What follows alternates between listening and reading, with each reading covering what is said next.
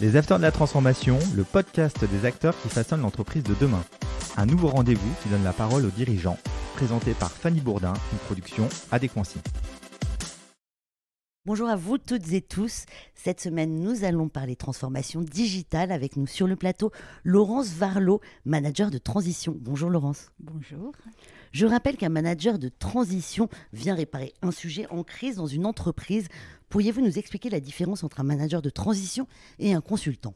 Il y a surtout en fait une différence qui est qu'un consultant est là pour mettre en place un plan. Il ne l'accompagne pas forcément, mais il éclaire, enfin je parle à un consultant à un certain niveau. Hein. Oui, bien sûr. Il éclaire les directions sur la voie à tenir et ils utilisent pour ça des méthodologies toutes faites qu'ils ont apprises et d'ailleurs sont excellents pour faire des slides, des PowerPoint, des exposés.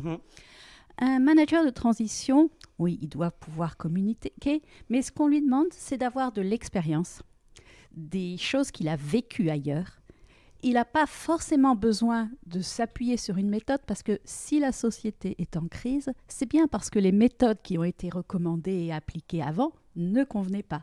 Donc il faut qu'il se pose des questions sur faire un diagnostic, expliquer pourquoi ça n'a pas marché. Tout à fait. Ça s'appelle faire un diagnostic, puis proposer un plan. Et je peux vous dire, les plans qu'on propose, ils ne sont jamais à plus de 3 mois. Parce qu'on réévalue toujours l'adéquation du plan.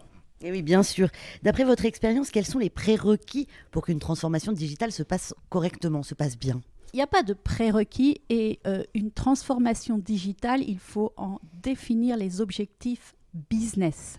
D'accord. Est-ce que vous pouvez nous préciser un petit peu ? Voilà, c'est que j'ai vu beaucoup de gens qui m'ont dit « Laurence, on a besoin de faire notre transformation digitale. » Très bien.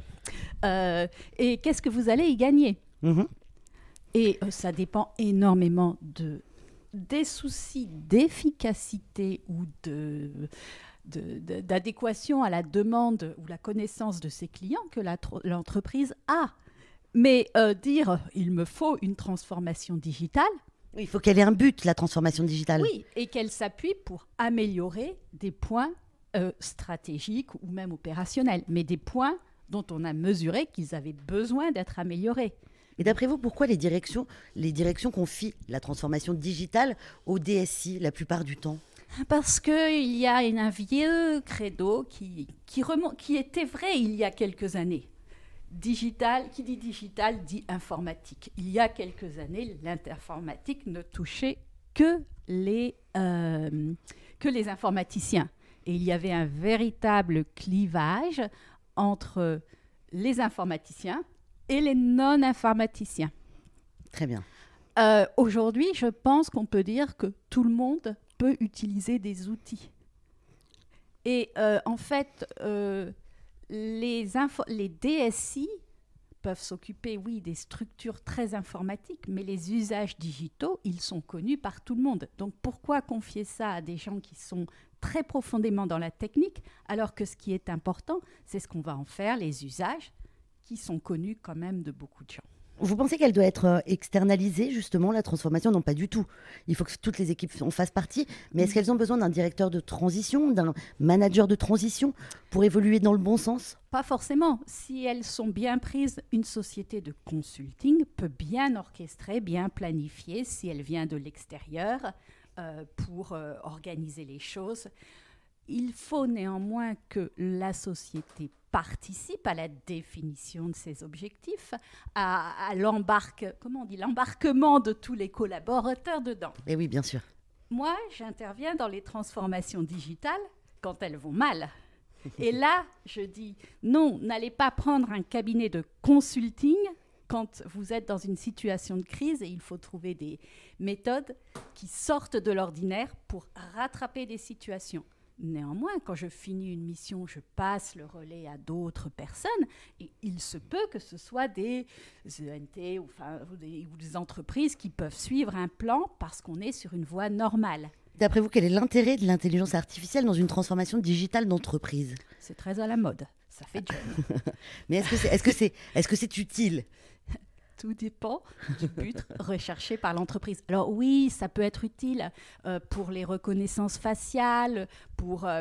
D'abord, il faut savoir... C'est compliqué avec le masque aujourd'hui, les reconnaissances faciales. Ah oui, là, je vous fais... Non, mais en fait, déjà, l'intelligence artificielle, qu'est-ce que ça veut dire ?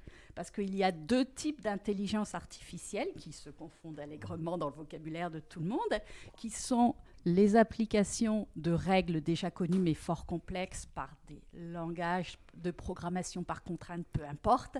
Et puis, il y a les systèmes auto-apprenants. Je ne vais pas vous parler d'algorithmes par réseaux neuronaux, mais peu importe. C'est très compliqué, ça, voilà, j'imagine. qui se basent sur des tas de données, qui font tourner des systèmes apprenants qui regardent s'il y a des erreurs ou pas, et qui se renchérissent toujours avec des personnes qui vont vérifier les résultats et réenchérir ces algorithmes, cette base de données.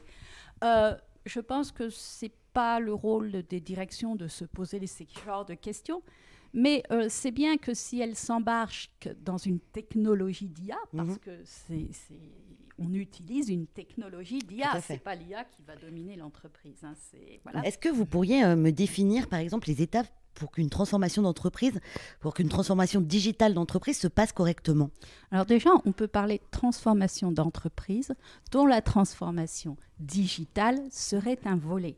Parce que la transformation digitale, c'est des outils pour la transformation d'entreprise.